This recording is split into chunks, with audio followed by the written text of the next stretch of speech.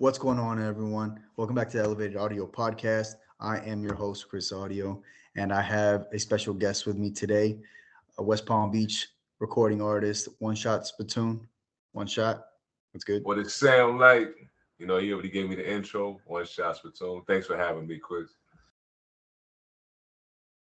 So, so for those that don't know you, like, what's a little bit about your background? Before we like kind of get into the topic and everything. Yeah, like when this entertainment world, I pretty much came in making music, hip hop artist, MC. Pretty much like when the mixtapes was popping. I think like '06, '07. I was making my mixtapes. I was doing I think MySpace might have been the first online joint that I jumped on. You know what I mean? There was some other little sites and stuff like that. Oh, SoundClick. Yeah. Like SoundClick, and then I went to SoundClick, MySpace. right. You know what I mean? So like I'm old. That was a whole era. That was a whole era right there. Yeah. Yo, so I tried to, and then later on, put my own website out, and I started to get into the store, like the platforms, the stores, SoundCloud, things like that. But I've been writing for so long that it led to other things also, like graphic novel. Made an original character, fictional character. The clothing came along with it, merchandise. I thought you were supposed to do that. Nice. So then you see rappers blowing up saying, "Oh, merch, merch, merch." But that's automatic, you know what I mean? So yeah, I pushed the website. I've been dealing with clothing recent years. I even started moving rolling papers, hemp rolling papers. So I'm a Oh, I'm a that's right. That's walking right. walking business, walking talent. I see that. Like a jack of all trades, man. I'm trying to be the same way, between like this, between the producing, between like the engineering, between like the shows, my clothing brand, trying to be, I'm trying to, it's all about multiple income streams, you know what I mean? I was Um, thinking about that. I was like, how do I like when somebody asks me what I'm doing tonight, I'm like, yeah, I'm doing an interview with my homie. He's a DJ, he's a producer, he's a promoter. I'm gonna You answer the know what I mean? question. What does he do? Like, I don't know which one he wants first on the list. You know what I mean? No, but I appreciate it because it all works together. And I think like being Yeah, a DJ and a producer kind of they go hand in hand. You know what I mean? But right. you got some deep connects as far as putting shows together. You help me out. Feel me? Like some heavyweights out there. Yeah, man. I mean, it doesn't happen overnight, obviously, I mean, Right, it takes right. a lot of, it's a lot of phone calls, it's a lot of emails, it's a lot of rejection, it's a lot of ignored emails, a lot of ignored calls, but it's kind of like a it's kind of like a salesman kind of game, you know what I mean? It's the same thing like um this isn't the topic we're going to talk about tonight, but this is a little tangent like for all the shows I've done and tours and all that stuff. Like, for example, like we did a tour out in like the Northwest, right? Like Hmm. we like Seattle and Portland, that whole area, right? And and I was trying to book like literally like the whole West Coast, as many shows as I could book, and within a certain amount of time or whatever. And I was, I didn't know specifically where we were gonna go. I was just like, Right. look, we're trying to go to the West Coast, whether it's LA, whether it's San Francisco, whatever. So I'm sending out emails to venues in San Diego all the way up to Seattle. You know what I mean? Everywhere on that West Coast, right? So I'm just like, okay, let's see where the first responses come from. Let's see who locks us in first, and then we'll kind of work from there, right? Right. Um, bro, I mean, that ended up being only like a 7 show or 8 show route. I probably sent out over 100 emails, probably. You know what I mean? So Yeah. you're talking about like what? I was able to lock in one out of every like what 12 that I actually got a response. It's a numbers game, You know what I man. mean? Like, Crazy. yeah, it's just and it's the same thing even, trying to like book headliners for shows or even try, whatever. It's you just have to have a lot of patience with it, a lot of persistence. It's Yeah. like anything else is done outside, even outside of music, You know, you have to have persistence and patience if you're going to be in real estate, you know, or whatever it may be. You know what I mean? It Yeah. requires that skill, you know, and that discipline, you know. But yeah, you know, it is what it is, man. They call it the But no business. You gotta take a bunch of no's before you get that yes. You know what I mean? exactly. So as far as tonight's topic, so a lot of people, I'm gonna give everyone a little peek behind the curtain. So when we're doing these shows and we're coming up with these topics and stuff like that, like I don't just like come up with a topic and then just tell the guest, or even when Raj was co-hosting the show with me and we brought on a guest, we usually did not like say, hey, this is our topic, you Right. know, come on, talk with us about it. I like to ask the guest what topic they found interesting, you know, and you know we kind of agree on a topic because I don't want to bring someone on. I don't want to be like talking about like, oh, whatever. I'm just gonna come up with a random topic like your top 10 favorite producers ever or whatever, and let's say it's something that you're just flat out not interested in. No, I'm gonna make you talk about that, you know. Right. so so so you know I like to let the guest kind of pick that topic or kind of like guide the direction of where we're going to go with the conversation, you know, at least topic wise. So anyway, we had that conversation a couple days ago, and yeah, so tonight's topic we're going to talk about obviously the music industry, but really more so technology over the last like, you know, 15, 20 years, Right. and where that technology has kind of evolved and where that kind of fits in to being an artist or being a music creator, and the pros and cons of a lot of those changes. So is there something that specifically comes to mind to you, like right off the bat? Yeah, I mean, I think it's the entire process. It's from the aspiration, me being young when I was like an older teenager, wanting to rap. You know what I mean? Like, I actually basketball was before rap. Like, I love basketball. You know, but I felt like my Yeah. MCing surpassed my basketball talent, or maybe it was my height. You know what I mean? I'm 5'9". You know what I'm saying? But I feel like I did better with rapping than I did with with with playing basketball. So I would say like looking at from like 97, 98, like, oh, gotta get a record deal. I want a record deal. I want to be on TV. I want all this, that, and the other, you know, and thinking that you really had to do that. And at that time you did. You know what I mean? You had to get a record, you had to blow up by like a record deal at something like that back then. And then fast forward into where like the mid 2000s to where it started to get more hands on for somebody like us, to where you did have those outlets and you started to learn about your own website, things like that. So when that came into play, I got a little more like, oh, okay, so now we can put out our music when we want to.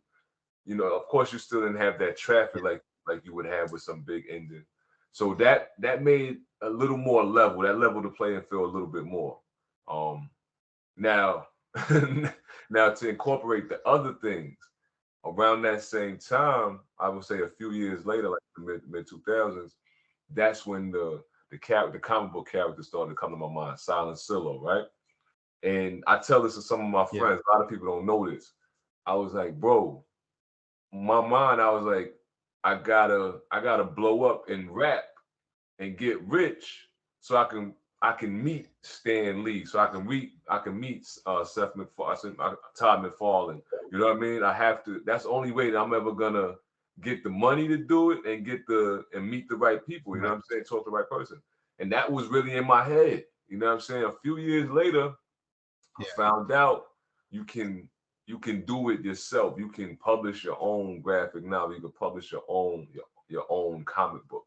You feel me? So all of this stuff started to come into play. I'm like putting out music by myself. I got my own website.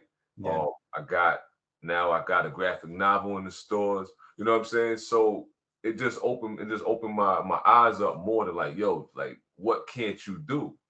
You feel me? Right. And those are just some of I the mean, things you I just kind of painted out, like you kind of just laid out basically the pretty much the positive side of it. You know what I mean? Like you're Right. right. Like and it's not just music. It's everything artistic. You know, like obviously I'm gonna age us like crazy here, but like back when we were like coming up, like in the 90s, like there was no like, oh, I'm gonna distribute my music on the internet. Like I'm gonna market my music on the internet. I don't need a label. That wasn't a thing, man. Like that wasn't a thing, Nah. So it's like it like you said, it kind of even the playing field. And the thing is, like, obviously with like music, for example, it wasn't just the internet, obviously. It was also, the evolution of like music equipment, right?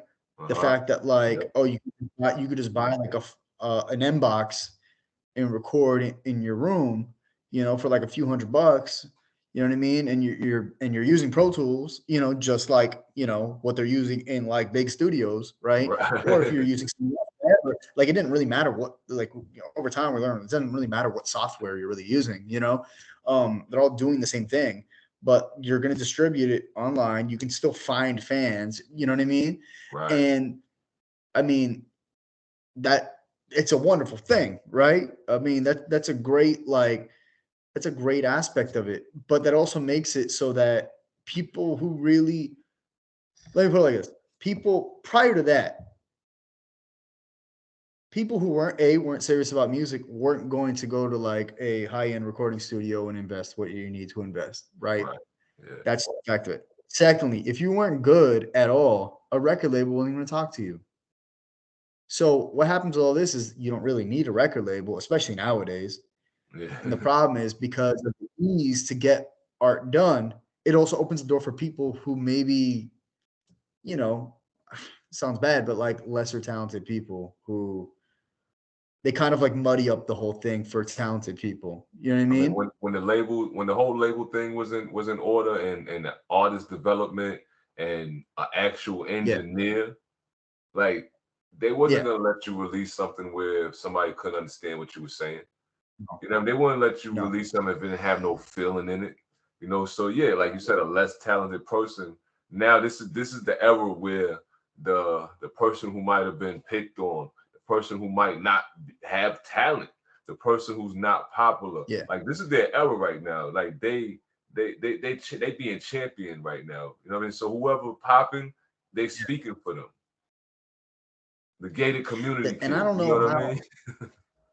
Yeah, who do you blame for that though? Because I see this like on Twitter, right? I see this a lot. Like I've seen this a lot, especially in the last week. I've seen, who do you blame for music being watered down and like and whack artists being kind of, and don't get me wrong, I say all that. I'm asking this question while recognizing there's a lot of really, really good artists too, right? Like that a lot of good artists and maybe otherwise wouldn't have had a chance to get as much recognition as getting if it wasn't for the way that things are, right? Hmm. But there's also a lot of, if we like, I don't listen to the radio, but if you turn on the radio, it's a lot of, it's pretty corny, it's a lot of copycat, a lot of cookie cutter Right. music. Right. It's not that great overall, I just don't know the how little it's bit that lasting. what's I that? don't know how FM radio is lasting, but it's not like, I wouldn't say it's a particular artist, but as far as to answer your question, it's a plot. Yeah. It's a plot that's been in effect for probably like 20 years, 30 years or so. You know what I'm saying? See, that's what I believe too. Yeah. That's what I believe too. But I see a lot of people just blame fans, and I don't blame fans. I mean, I do blame fans to a certain extent because the reason why I kind of blame fans a little bit is because they, while I say like, because my stance is like the fans are gonna just consume whatever's being put out. Instead of People are marketing, looking for instead the of hot new put out song, and and if you just put market out it the to hot them. new song, you know what I mean? Like if it's being Yeah. force fed to you, you're gonna eat it. You know what I mean? Because it's Right. the only thing that's being put, and not everyone's gonna dig for their music. Like I'm a music dork. I'm gonna dig for it. You know what I mean? Like I'm musically inclined. You're musically inclined, so you're gonna dig a little bit. You know what I mean? You're gonna do a little bit of research to find shit that you like. Yeah. Where a lot of people, they just go about their business. They go to work and like they don't got time to, they're not maybe musically inclined. They're not going to put in that good research or whatever. So They're they're gonna going to just listen take to whatever's whatever being put on them. Pandora say. Yeah, you know what I mean? So, like, so, but the thing is, fans at the same time collectively would have the ability to change that. They could change the trajectory of music if they're just, no, we are not going to consume what you're doing. Like, we are not going to go to those shows. We are not going to, stream those albums, whatever. What I'm saying is totally fictitious. It'll never happen this way. But the Right. fans theoretically have the power to do that. So to that extent, I kind of put a little bit of blame on fans, but blame's got to be put on artists like the whack. Well, they took the bait. You know what I mean? It was Yeah, entrapment. The fans yeah, took the bait. Like the bait was thrown out there yeah. by the big corporations, and it And I blame them. I blame them. I blame really the companies more than yeah, anything else. You they know? knew what they wanted to do. And we hear this often. You know, they're making it to where you don't have to be you don't have to have the fundamentals to do this. You know what I mean? You don't have to be technically sound to do this. They're making it to where they can make big bucks off of whatever cookie cutter Yeah. person they put out there. But the thing is, like I said, but with this plan, whether it was 20 years, 30 years, whatever the plan is, it's remember all these big companies are tied in together. Like earlier today, I saw somebody post a picture. They said, why does Taco Bell look like a bank? And I was being witty, but I was being honest. They're partners. So all these multi-million billion-dollar corporations, they're tied in with the bank company. They're tied in with the oil companies. They're tied, you know what I mean? They're tied in with the finance. They're tied in together. So when it comes to meeting a certain, and now we maybe we get a little political here. When it comes to meeting a certain quota that a hospital has to have, or a pharmacy has to have, a funeral home has to have, and when you look at the past 5 to 7 to 8 years, hip hop has been dominant in what leads what they call culture, what leads Mhm. marketing. You know what I mean? They selling everything with hip hop now. Well, what's called hip hop, rap. Let's say rap. They selling Yeah. cars. They selling anything with rap. They put and then they're taking somebody who's not from the rap community and throwing all of the rap slang, all of the rap makeup, and putting it on that. So all it, and unfortunately, the popular rap is the murder rap right now. That's what people think rap is. The music that's being made. Oh, I'm sliding on this dude. My ops, kill, kill, kill. That's what people think rap is right now. So it's all tied in together, a plan to just bring stuff down. It's true, man. Like, it's funny because, like, when okay, so my business partner, my business partner Ben.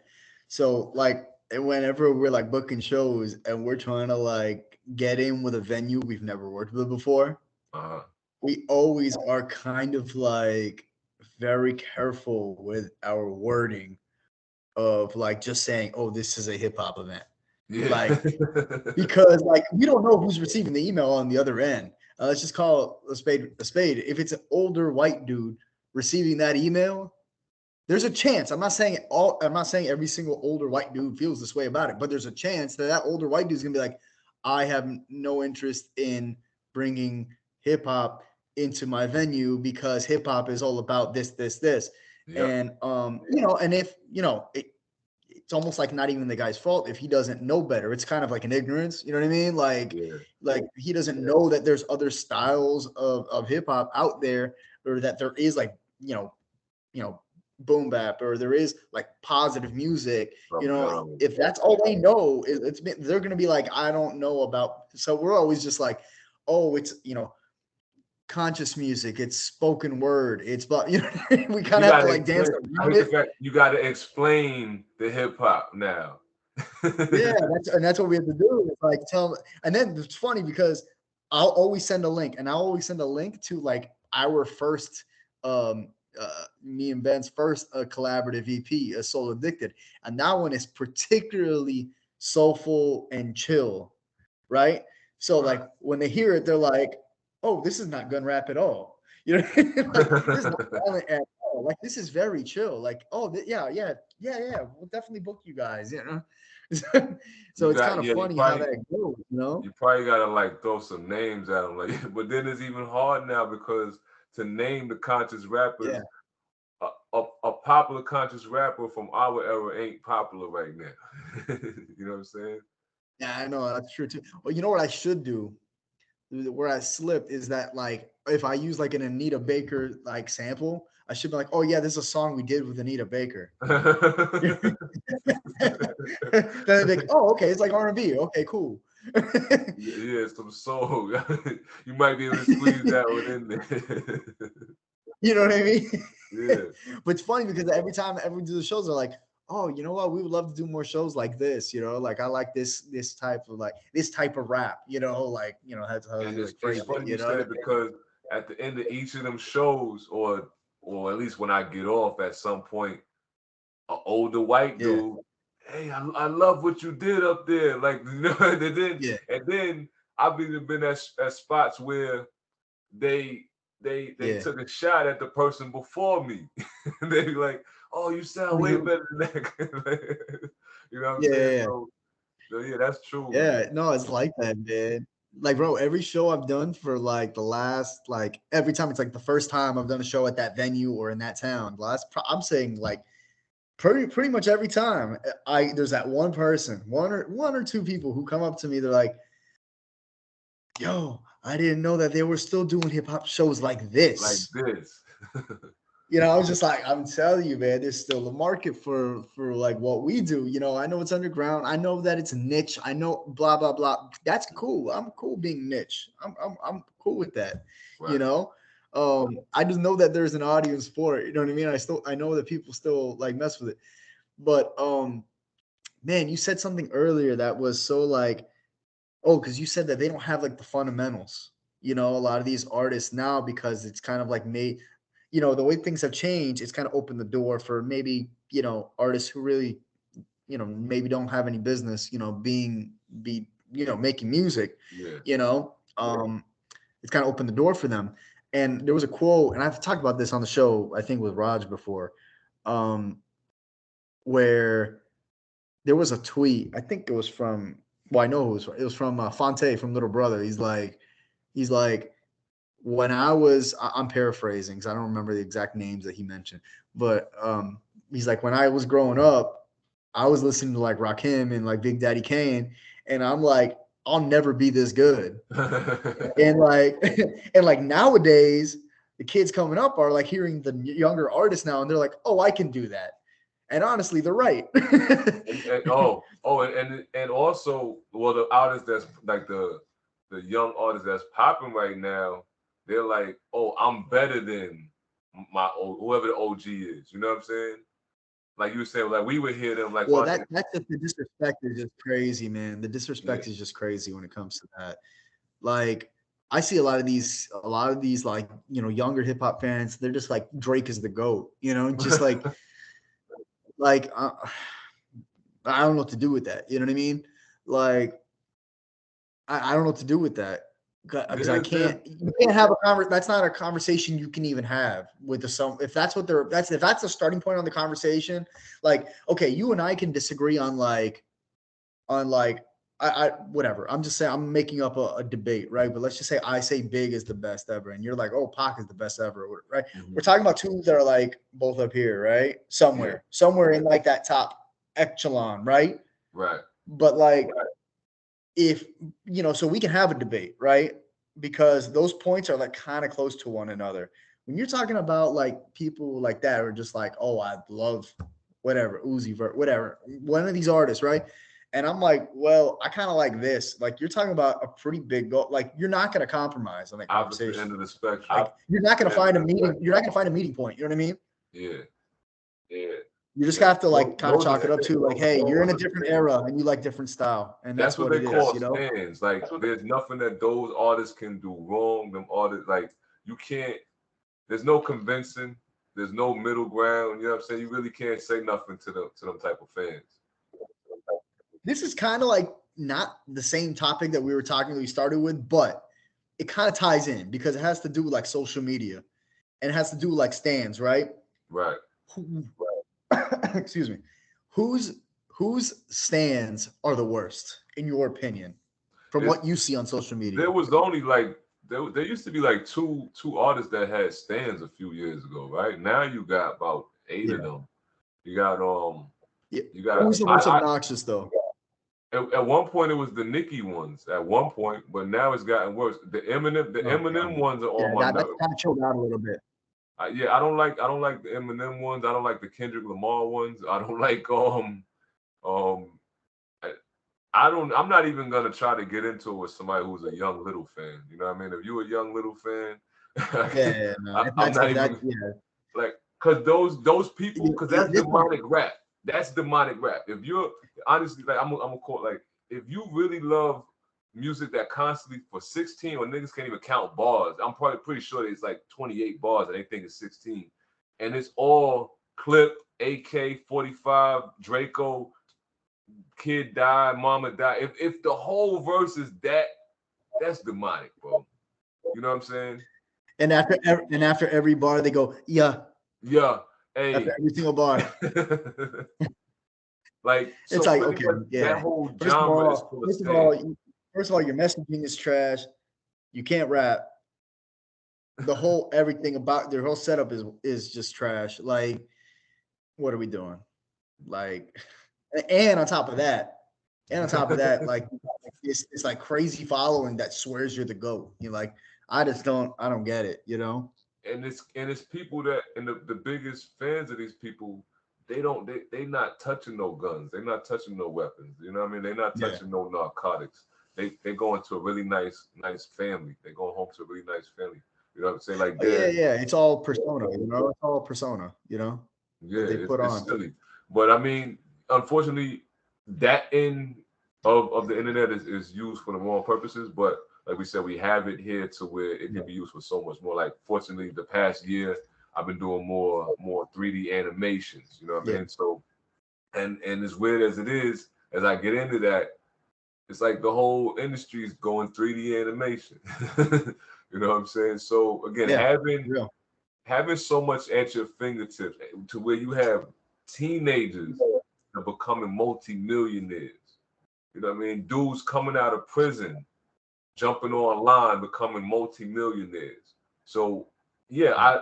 I'm, it can be used for the wrong purposes, but at the same time, you can use it for something very positive. You feel Yeah, me? there's a benefit, you know, there's opportunities to you know to be had, you know. Um,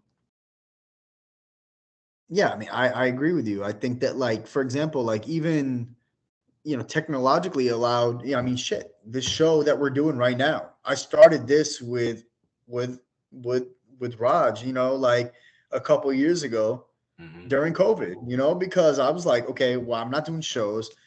I'm not, you know, I'm not going to the studio to record. I'm not really out networking or anything like that. But you know what? What's something I can do that is still kind of tied in, Right. you know?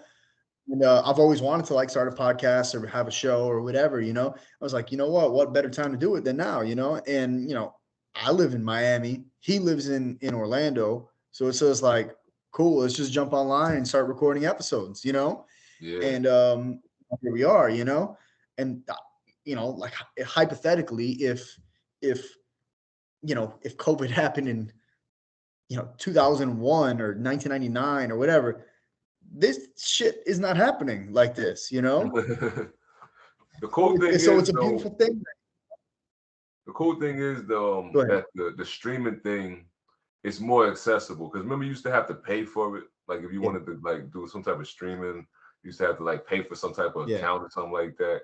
But then as it became more like just a part of your profile, part of your platform, it's free in most cases. We started like me and my team. We started going live. We started doing We didn't know we were doing a podcast. You feel me? We had a cool hip hop show with a DJ, with some artists that come through. We freestyle, we play music, play popping music. Remember, the radio standard was so much better in 2010, 2011. You know what I'm saying? So we could yeah, play some joints from the club, we could play some joints from the radio. You know what I mean? Play some joints from us, and it was more related. Right now, yeah. hip hop is so segregated. It's so segregated. Yeah, I agree. I was trying to think of like, because I know that you branched off. I know you started doing like you did the graphic novel, right? Yeah, When did you actually release that? it was released at the end of 2013. So, and I published it with Amazon. So it was a character Okay. it came to me. I was brainstorming this like I think it first came to me like '06. The character, the idea of this Is it the black shirt dude. that you're wearing right now? Yeah, this is the cover actually. This is the older one. This is the cover of the So first. describe it for the people who aren't watching this on YouTube, who are just listening like on Apple Podcasts or whatever. All right, so Silent Silo is a fictional story about a Muay Thai fighter. It's a guy named Steve Wells, a black dude who had a troubled background. When he receives his powers, it happens like he looks like a normal person in the daytime, but when he receives his powers, he's affected by night or affected by dark areas. So when he first gets this gift, he can't control it. Anytime it gets dark or anytime it becomes nighttime, he's gonna turn into this phantasm, which is this guy right here, Silent Silo. So he has travel powers through darkness. He has like regenerate, like healing powers through darkness. He has fighting powers through darkness, and he's almost like a spirit. He turns into like the spirit type form. So Yeah. I call him the super vigilante because it's a vengeance story. You feel me? Takes place in Alaska. Yeah. Every other comic book is in New York. So because of Yeah. No, Alaska's seriously. So yeah. solstice, with part of it could go months without the sun coming out. It can go months without the moon coming out in Yeah. certain parts of Alaska, certain parts of the year. So I was like, yeah, I'm definitely gonna use that to my advantage. You know what I mean? He's Right. a character that's affected by night. So yeah, I dropped that graphic novel in 2013. I had the second book ready. I already had the second book ready. I just didn't have a artist for the second book. So ran through different years of going through different things of trying to run into the right artists. I even I have artwork. I have artwork from people that I ran into, but things will fall apart. And recently, with this, since I got into 3D design, like 3D modeling, 3D Yeah. animation, I realized I can set up my own images. I can just use the 3D scene. I can make up my own scene, make my characters, make them look like how they are in the graphic novel or how I pictured them. Make the whole scene, and then just make an image of that. So that is what I'm doing for volume two. And I'm probably gonna do that for the Okay. following volumes, so I don't have to rely on the illustrator. You feel me? Yeah. No, that makes sense. Yeah. So And aside from that, musically, what do you got going on? musically, I'm actually hollering at you for a mix down of an EP. I've been doing some features Gotcha. lately. I've been doing some features. I've been doing some side projects, working with this producer named Al Farrell. Kind of like you. He's a producer, DJ. He also puts shows together. Well equipped. He's coming Yeah. from. He has a background with like electronica, EDM. He likes reggae, but he also likes hip hop. So he's been doing like almost like this, like a fusion type music, and he's been featuring me on a few different projects. So I've worked with him. Excellent. There's some few underground producers that I got beats from that I'm also writing to. But I think I'm going a different way with the music as far as I'm more using it for my universe. You know what I'm saying? For my Rand Inc. universe, Yeah. to where if you see me put out a commercial, like an ad for somebody, if you see me do an Yeah. animated movie or animated series, like I want that music from whoever I work with or my music to be the score. You know what I Right. mean? To be the soundtrack. So that's really the direction that I'm using with music right now. Okay, that's what's up, man. That's what's up, man. What a time! I think that's what I'm gonna call the episode. What a time to be alive. Well, Because you're talking about like all the collaboration with like different producers and stuff, and like, oh shit, you're doing like, with the art and the graphic novel, and it's just like all that shit doesn't happen unless we have all these like kind of And advancements. You know again, what I mean? Like like I said, it's I just thought, it's such a great time to create. You know? right. I thought you had to get rich first and meet famous people. I'm telling you, and what I'm also doing is incorporating our products into these little Yeah, animations I'm making. Like I don't know if you saw, I got a I got a rolling paper, so I made a little ad where I yeah, took a picture of the box, made the 3D version of the box of my rolling paper, put it in there. My homie, my Glue Hefner, he's a rapper. He got a LLC called the Stickiest LLC, but his clothing says Sticky Situations. I hollered at him like, yo, like, let's get your clothing brand into my universe. You know what I'm yeah. saying? He was one of the first people to jump on it. You know what I'm saying? Bro, I mean, I remember the last show that we did together was like what in April, and I remember one of like the little promo pictures that you did was like your digital image, like the character with Yeah, like the venue in the background. I was like, damn, it's like you're using like the other form of art to promote like this form of art. You know what I mean? And right, like they all kind of like creativity kind of just like regardless of like what you're doing, especially if you have your hands on like multiple things, like they can intertwine. You know what I work mean? together. Like yeah, let's say you make movies, okay, and you make music, okay, cool. Like you can score your own movie, or have that's the soundtrack for the movie. Like you're doing both. You know what I mean? Or Right, if you do graphics or whatever. Let's keep it even more simple. Let's just say you're also like a graphic designer and you make music. Well, guess what? You probably need to design your own flyers and your own like your logos and stuff like that. You know what I mean? So it's like right, it's just kind of wild that like we have the ability to do all that, to really wear like multiple hats, where like back in the day, which using that phrase makes me sound old as hell. my But nigga. like back in the day, But it's honestly, true.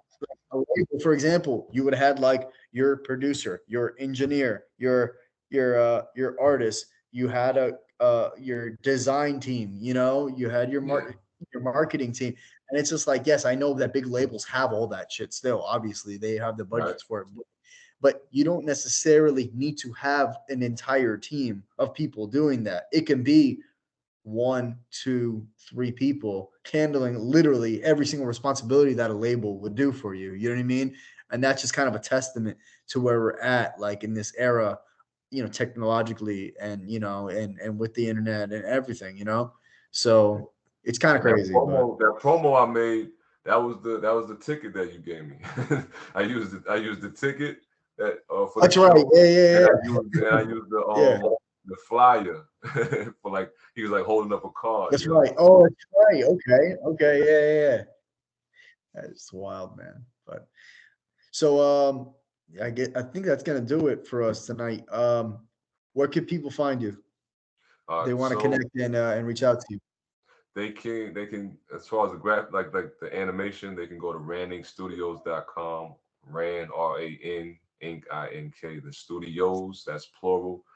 They can now if you actually want to do some work with me, if they want to be smart like you and book me on some shows, you know what I mean? Shotty at rhymeallnight.com. So SHOTTY at rhymeallnight.com. That's how you can reach me. My main YouTube channel, and everybody should go there. Don't hesitate. Go there now. Go there in the future, whatever. Go there in the past. It's called Rand Inc. You know what I mean? So Rand Inc. TV. That's mine. As soon as you start to type in Rand Inc. on YouTube, that's gonna pop up. So make sure you subscribe there. I put a lot of content there.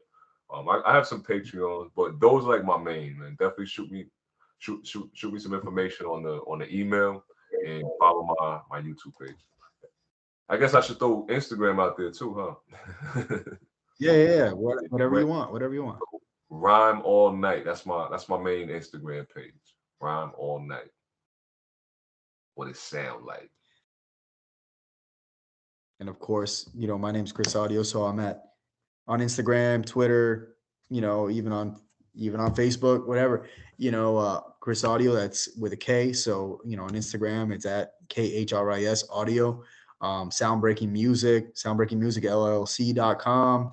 On YouTube, Chris Audio or Soundbreaking Music or Elevated Audio Podcast. Make sure to if wherever you're listening to this, whether it's on YouTube or on Apple Podcasts, Spotify, or whatever, or any other platform, make sure to subscribe, tell a friend, share it.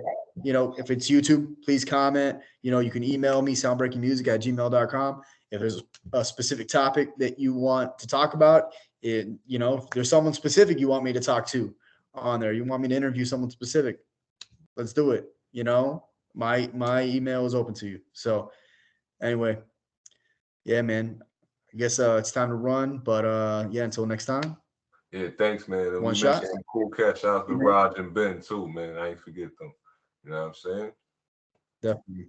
All right. Definitely, Thanks for man. having me. Peace, bro. I gotta talk to both of them this week, so I'm definitely be reaching out to them. So I'll let you know. I'll let them know cool, that we spoke. But yeah, man. Yeah, until next time. All right, easy, man. All right, peace. Peace.